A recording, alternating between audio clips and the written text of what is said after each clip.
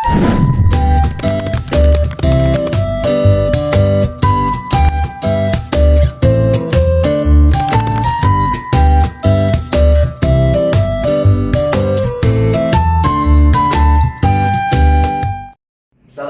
warahmatullahi wabarakatuh. Saya Rizky Darmansyah, berasal dari Sekolah SMA Negeri 94 Jakarta, kelas 12-2. Di sini saya akan menjelaskan seberapa penting dan efektifnya perjuangan diplomasi dalam mempertahankan kemerdekaan Indonesia. Seberapa penting dan efektifnya perjuangan diplomasi dalam mempertahankan kemerdekaan Indonesia?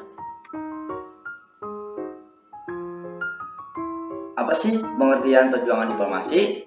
Perjuangan diplomasi adalah perjuangan yang dilakukan melalui perundingan tanpa kekerasan fisik untuk mencapai kesepakatan bersama.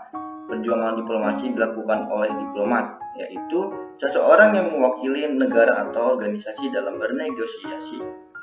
Perjuangan diplomasi sendiri memiliki beberapa peran, yaitu menjamin perlindungan hak dan kewajiban, mempertahankan hak, memperoleh putusan yang berkekuatan hukum tetap. Perjuangan diplomasi dan perjuangan fisik merupakan dua aspek yang saling melengkapi dalam upaya mempertahankan kemerdekaan bangsa Indonesia. Perjuangan fisik dilakukan dengan menggunakan senjata atau perang, sedangkan perjuangan diplomasi dilakukan melalui perundingan.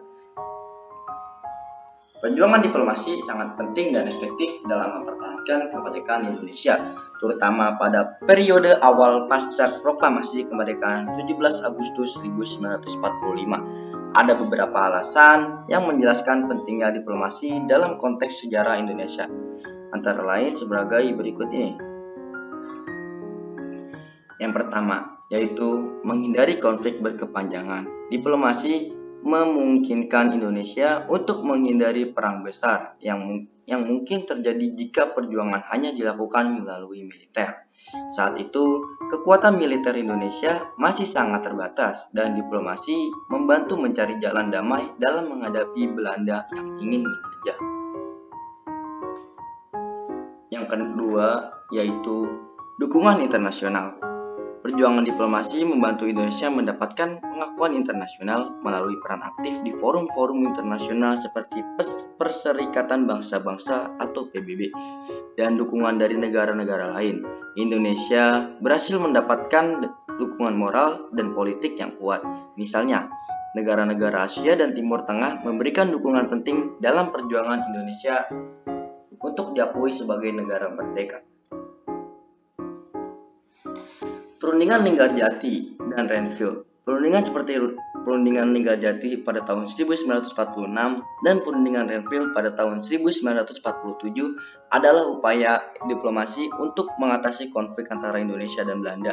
Meskipun tidak selalu berhasil dengan sempurna, perundingan ini menunjukkan bahwa diplomasi menjadi jalan penting untuk mengurangi ketegangan dan memperjuangkan pengakuan atas kemerdekaan Indonesia.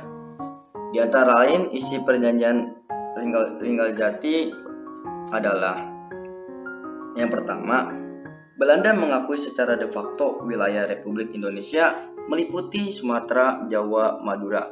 Belanda harus meninggalkan wilayah itu paling lambat pada tanggal 1 Januari 1949. Yang kedua, Republik Indonesia dan Belanda akan bekerja sama membentuk Negara Indonesia Serikat atau NIS. Pembentukannya sebelum 1 Januari 1949. Yang ketiga, NIS dan Belanda akan membentuk Uni Indonesia Belanda yang diketuai Ratu Belanda.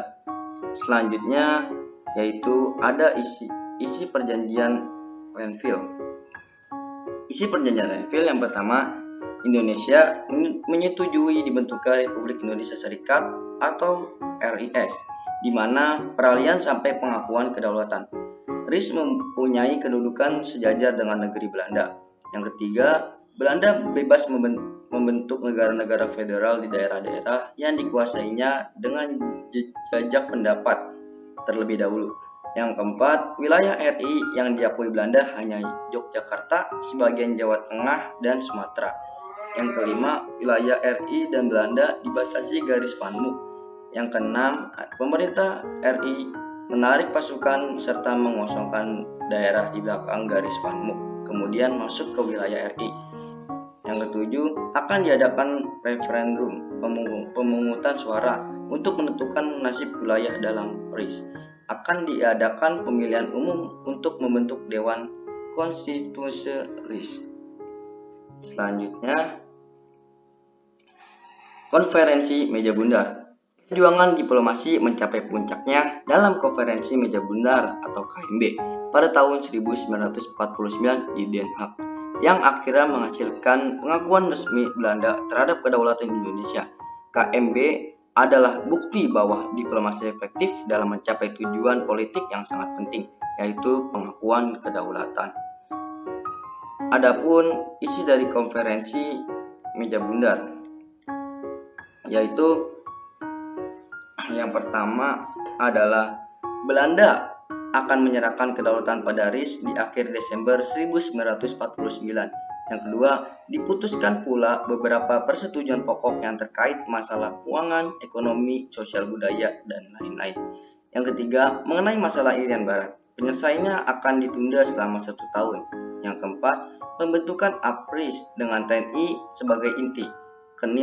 KNIL akan dibubarkan dan anggotanya akan masuk ke APRIS. Yang kelima, Kerajaan Belanda akan membentuk Uni Indonesia Belanda yang merupakan badan konstitusi bersama untuk kepentingan umum. Yang keenam, Indonesia akan membayar utang Belanda sejak tahun 1945, nominalnya sekitar US $1,13 miliar pada tahun 1949. Selanjutnya, tekanan internasional pada Belanda. Dengan adanya tekanan dari komunitas internasional, termasuk Amerika Serikat, Belanda akhirnya harus mundur dari posisinya yang ingin mempertahankan kekuasaan kolonial di Indonesia. Tekanan ini diperoleh melalui perjuangan diplomasi yang cerdas dari tokoh-tokoh seperti Sultan Syahrir, Haji Agus Salim, dan diplomasi Soekarno-Hatta. Selanjutnya, yaitu efektivitas diplomasi. Yang pertama yaitu menghindari korban yang lebih besar. Diplomasi mengurangi risiko konfrontasi militer skala besar. Yang kedua, membangun aliansi internasional. Melalui diplomasi, Indonesia membangun aliansi strategis yang membantu menekan Belanda. Yang ketiga, pengakuan resmi. Hasil akhirnya adalah pengakuan internasional atas kemerdekaan Indonesia yang tidak mungkin dicapai hanya dengan kekuatan militer. Sekian dan terima kasih. Saya Rizky Dermansyah yang berasal dari Sekolah SMA Negeri 94 Jakarta, izin pamit undur diri. Wassalamualaikum warahmatullahi wabarakatuh.